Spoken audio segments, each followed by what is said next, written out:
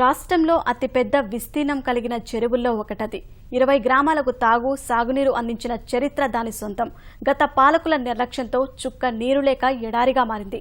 అలాంటి పరిస్థితుల్లో గోదావరి జలాన్ని మళ్లించి చెరువును జలాశయంగా తీర్చిదిద్దాలని రాష్ట్ర ప్రభుత్వం నిర్ణయించింది. ముఖ్యమంత్రి ముందు చూపుతో కృష్ణా జిల్లా గన్నవరం సమీపంలోని బ్రహ్మలింగయ్య చెరువు పూర్వ వైభవం దిశగా సాగుతోంది. కృష్ణా జిల్లా గన్నవరం ప్రాంతంలో 7వ శతాబ్ద కాలంలోనే తీవ్ర కరవు సంభవించింది. ప్రజల బాధలు చూసిన అప్పటి పాలకుడు నాగదేవరాజు గన్నవరం మండలం చిక్కవరంలో 1000 ఎకరాల విస్తీర్ణంలో చెరువు తవ్వించారు.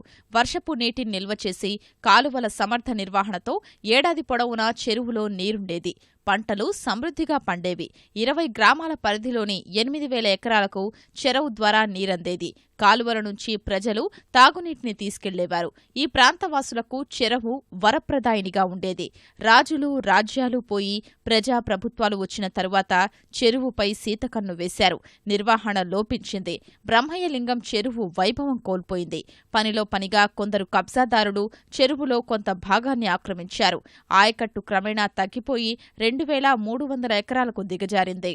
ఇలాంటి పరిస్థితుల్లో మే 8న ఇక్కడ జరిగిన నీరు చెట్టు కార్యక్రమానికి ముఖ్యమంత్రి చంద్రబాబు హాజరయ్యారు. బ్రహ్మయ్యలింగం చెరువు పరిస్థితిని, భౌగోళిక స్వరూపాన్ని చూశారు. అదే సమయంలో చెరువు స్థితిని మార్చాలంటూ స్థానిక రైతులు, ప్రజా ప్రతినిధులు చేసిన విజ్ఞప్తుల్ని ఆలకించారు. బ్రహ్మయ్యలింగం చెరువుని అభివృద్ధి చేస్తామని హామీ ఇచ్చారు.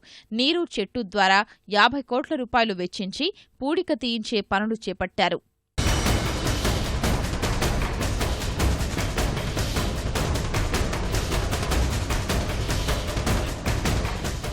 సమీపంలోని గొలుసుకట్టు తరహాలో ఉన్న 18 చెరువుల్ని కలిపి అభివృద్ధి ప్రణాళికలు రూపొందించాలని అధికారుల్ని ముఖ్యమంత్రి ఆదేశించారు. పట్టిసీమ జలాల్ని చెరువుకు తరలించేందుకు గొల్లనపల్లి, బీబీగూడెం మధ్య లిఫ్ట్ నిర్మాణానికి 5 కోట్ల రూపాయలు మంజూరు చేస్తున్నట్లు ప్రకటించారు.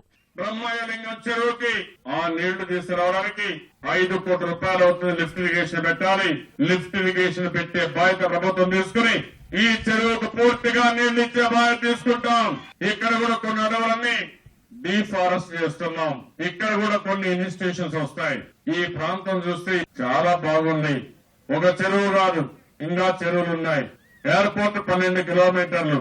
ఇక్కడ కానీ ఒక పర్యాటక కేంద్రంగా తయారు చేసి బ్రహ్మాండంగా అభివృద్ధి, సాయంత్రం అయితే మొత్తం రాజధాని ప్రాంతంలో ఉండే వాళ్ళందరూ ఇక్కడికి వచ్చే పరిస్థితి వస్తుందని చెప్పి కూడా నేను మీకు తెలియజేస్తున్నా. దానికి కూడా శ్రీకారం చుడుతున్నాం. కొన్నేళ్లుగా బీడు భూములుగా ఉన్న పొలాలు గోదావరి జలాలతో సమృద్ధిగా పండుతాయని రైతులు ఆశాభావం వ్యక్తం చేస్తున్నారు. చుట్టుపక్కల 15 గ్రామాల రైతాంగానికి బోరుబావులు ప్రస్తుతం 2 అంగుళాల నీరు వచ్చే బోరుబావులు ప్రస్తుతం అంగుళం నీరు కూడా పోయట్లేదు. ఈ జలాలు రాకపోతే నెక్స్ట్ ఇయర్కి బోరుబావులు ఎండిపోయే పరిస్థితి కూడా ప్రస్తుతం కనపడుతుంది మాకు. పోలవరం జలాలు నింపటం వలన ఎప్పుడు నీరుండి రైతాంగానికి ఎంతో ఉపయోగకరంగా ఉంటుంది. అలాగే ఈ పక్షులు, జీవరాశులు, కొల్లేరు ఇప్పుడు నీరు లేకపోవడం వలన ఆ పక్షులు రావట్లేదు. మరి ఇంత పెద్ద చెరువు ఉన్నప్పటికీ కూడా ఎన్నోసార్లు నోటికాడికి వచ్చినటువంటి పంట నష్టాలు చూసినటువంటి రైతులు దీని యొక్క పరిష్కారానికి చేయటం వల్ల మరి 15-20 గ్రామాల్లో ఉన్నటువంటి ప్రజలు, రైతులు సాగునీరు, తాగునీరు కూడా మరి పుష్కలంగా అందుతుంది. చిరకాల కోరిక నెరవేరుతున్నందుకు అందరూ కూడా ఎంతో సంతోషంగా ఉన్నారు. చిన్న సన్నకారు రైతులు ఎక్కువ ఉన్నారు దీని కింద, పెద్ద రైతులు తక్కువ ఉన్నారు. 100కి 70 మందికి 60 మందికి మంచి సౌకర్యంగా ఉంటుంది. సాగర్ నీళ్ళు కానీ, పోలవరం నీళ్ళు కానీ ఏర్పాటు చేసి దీన్ని ట్యాంక్ చేస్తామంటున్నారు. చేసినందువల్ల మాకు మంచి ఉపయోగకరంగా ఉంటుంది.